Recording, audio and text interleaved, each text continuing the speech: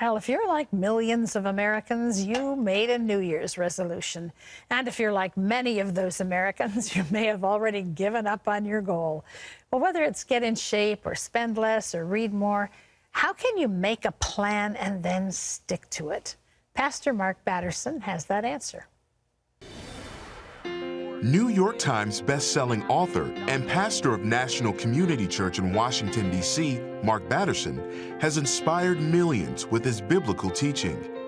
In his latest book, Do It for a Day, Batterson helps us change our destiny by showing us how to make or break any habit, one step at a time. You run a marathon 1 mile at a time. You write a book 1 page at a time. All of that, you do it 1 day at a time. So ready or not, here we go. Pastor Mark Batterson joins us now. And Mark, we welcome you back to the program via Skype. It's good to have you with us today. It is always a joy, Terry. Thanks so much.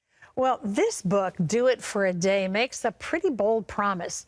Make or break any habit in 30 days. So what's the first step toward doing that? Well, you have to pick a habit, any habit, and then you have to make it measurable, meaningful, maintainable. But you have to identify, and you've got to be really specific about it. You just mentioned measuring and maintaining. There are 3 M's that you discussed that we need to put into practice. Go into that a little bit for us. Yeah, absolutely. Well, the measurable piece is you've got to count calories. You've got to map miles. If it's not measurable, it's really a hope, not a habit. And so that's the first step. And then I think it's got to be meaningful, Terry. It's got to be something that it almost has to become part of your identity. You know, a few years ago, I ran a marathon, and I did it to celebrate God healing my lungs. And I share that story in the book. But, you know, part of what makes something meaningful is you've got to take it on as an identity. I'm not just running. I'm a runner. I'm not just trying to write a book. I'm a writer. You've got to begin to understand that this is who you are and not just something that you do. And then finally, you've got to make it maintainable. You've got to take those God-sized goals and reverse engineer them into daily habits. And then you've got to do it 1 day at a time. You also write in the book about the domino effect and what that can teach us about making or breaking a habit. Share that if you would. Yeah, well, this is a word of encouragement for someone. Don't despise the day of small beginnings. A domino is able to knock over another domino that's 1.5 times its size. In other words, a 2-inch domino can knock over a 3-inch domino. 3-inch domino can knock over a 4.5-inch domino. By the time you get to that 18th domino, Terry, you could knock over the Leaning Tower of Pisa. And so the idea here is you've got to start small. I really believe if you do little things like they're big things, God has a way of doing big things like they're little things. And so go ahead and dream big. In fact, show me the size of your dream. I'll show you the size of your God. But you have to start small. Mm-hmm. And so don't be afraid of doing that. Every book, you write one word at a time, a marathon 1 mile at a time, whatever it is, start small, stay consistent. And the book is really designed to help us do that over a 30-day period. Do you think one of the things that causes most people to maybe fall short of the mark they set for themselves, especially at the beginning of a new year, is that they don't actually have a plan? They have a hope, they have a wish, but that doesn't get you very far. You wind up falling back into your old habits. Is that the biggest issue? Yeah, I think that failing to plan is planning to fail. And so when I ran that marathon, Terry, I needed a training plan. It took 6 months. It was 72 training runs, 475 miles. But here's another great example. A number of years ago, I heard the theologian J.I. Packer. He kind of challenged me with something he said. He said, every Christian worth their salt reads the Bible from cover to cover every year.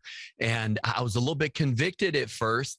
And then I realized you know what? I need a reading plan. And so a daily Bible reading plan would be a great example of you can read through the New Testament, through the entire Bible, but it really is going to take a plan instead of that old open the Bible point and just start wherever you're at. I think we need to be a little bit more intentional about getting into God's word and getting God's word into us. And so you need to plan the work and work the plan.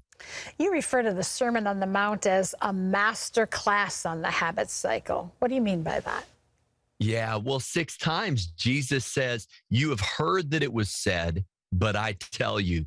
And so I would call these counter habits. Now, theologians would call them the antitheses, but the bottom line, it boils down to this: love your enemies, pray for those who persecute you, bless those who curse you, turn the other cheek, go the extra mile, and give the shirt off of your back.